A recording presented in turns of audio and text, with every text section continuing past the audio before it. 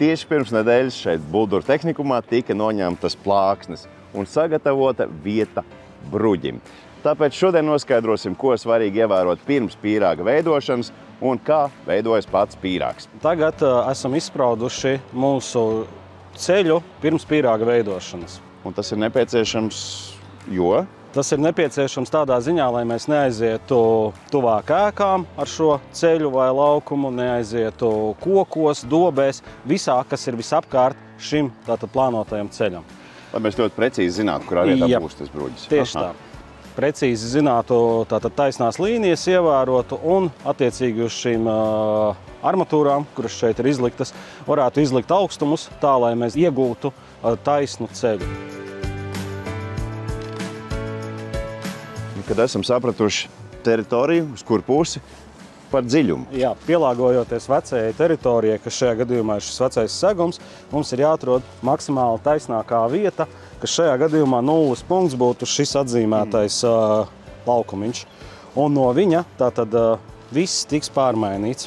Attiecīgi arī šis vecais tiks noņemts nost un novalkot striķus, kā var šeit redzēt, ir izlikti pirmie augstumi, tā ir 0, un no striķa augšas mēs rokam 30 cm dziļāk, un tas ir priekš vieglas noslodzes ceļa.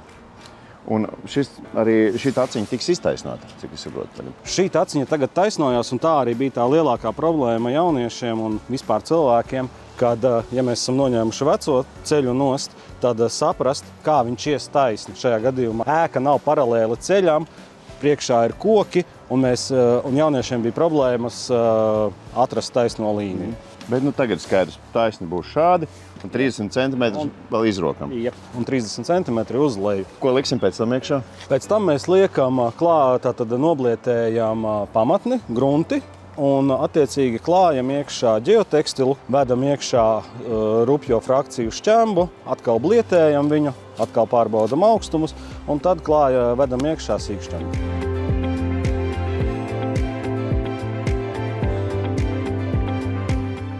Redzējām, kā top pīrāgs, bet varbūt tu uzskatām vari uzzīmēt.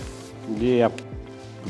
Jā, tātad šeit ir attēlots kopējais pīrāgs, kas būtu, tas nav noteikti skaitlis, tieši 30 cm, bet minimālais vieglas noslodzes ceļam vai laukumam, tas būtu attiecīgi no 27 līdz 35 cm. Kur šajā gadījumā, ņemot ārā to, ka vēl šķemba tiks sablietēta, mēs tātad bērsim 20 cm, finālā iegūsim 18 cm. Un noblietēsim šo šķembu, ieklāsim sīkšķembu, novilksim viņu un klāsim virsū bruģi, kas būs 8 cm, gan lielās plāksnes 60 x 30, gan mazās maliņas, ko mēs tikko redzējām, 15 x 15. Paldies, ka parādīji, kā rodas pīrāgs, un skatos, ka šeit jau tas ir atceļojis tev no Brikers. Jā, šis ir svaigi atvestais bruģis, kas būs kā maliņas šim ceļam, ko jūs redzējāt. Bet Brikeram jau ir diezgan daudz dažādu iespēju, vai ne, ar ko noklāt ceļus? Jā, Brikeram, manuprāt, ir Latvijā vislielākais sortiments.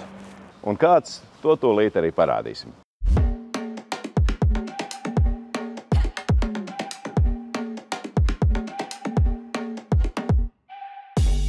Beidzot es ieraudzīju, kā reāli top bruģis, cik daudzveidīgs tas var būt. Jo cilvēks jau parasti domā to vienu bruģi formu, vai ne? Kad saka, bruģis. Jā, tev pilnīgi taisnība. Klasiskā pieredze ir tāda. Atnāk klienti, man vajag bruģi. Pirmais jautājums, kādu? Parasto pelēko. Un tad mēs aicinām, nākat paskatīties, kas tad mums ir. Jo tas, ko tu redzēji rūpnīcā, tevi jau pārsteidz, un tad, kad ierauga klients, kas tad mums ir klātienē, tad sākās visādas ekspektācijas. Lūk, un tā kā mums klātienē ir izlikti ļoti daudz bruģu veidi, tad cilvēki saprot, izrādās runa nav tikai par pelēko klucīti. Runa ir par to, ka es taču varu piemeklēt. Jā, bet tad kuru? Sākam meklēt, kāda jumta krāsa, kāda fasādes krāsa, kāda ir vārtu stabiņa, kāds ir varbūt krāsā kādā žogs. Viens no sieviešu mīļākajiem bruģu veidiem ir šis te signatūra, tas raupjais. Viņš ir gan arī balts ar melnu, melns ar baltu, pilnībā melns, pilnībā balts. Melns ar baltu pelēko ir jau tendence 3 gadus.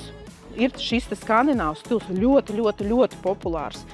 Šogad tas ir tāds pats nemainīgs. Melnais nav apnicis. Nu, ja nav apnicis, tad mēs viņu ražojam dažādās variācijās. Vēl pie šī te kombinācijas mēs automātiski piedāvājam melnās apmales. Brikers Latvija bija pirmie Baltijā, kas sāka ražot krāsainas ieti un ceļu apmales. Kāpēc? Tāpēc, ka loģiski prasās kombināciju nobeigt. Tā ir vesela māksla, vesela pasaule īstenībā. Nu, tā ir dažādi arī brūnā nokrāsa. Šis ir, kā teikt, mūsu pirmais, viens no pirmajiem kolormiksiem.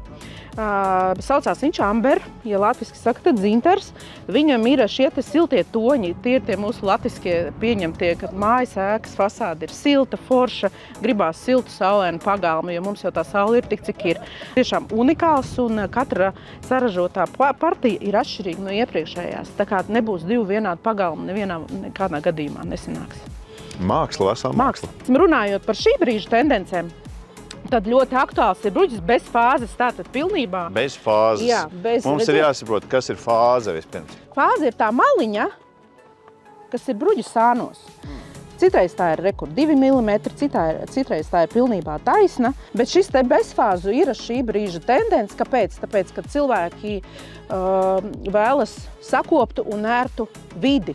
Tātad šīs te savienojuma vieta minimizē nezāļu augšanu, sūnu augšanu.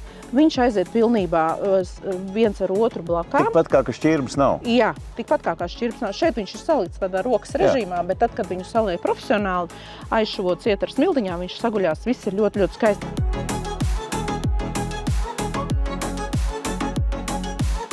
Cik jums kopā ir veidi, vai tas ir zināms? Ir.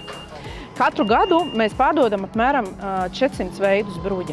400 veidus bruģa, kas tiek saražot 8 mēnešu laikā. Tā ir mūsu darba sezona. Un, es ceru, ka mēs apmierinām visus klientus ar šo te klāstu.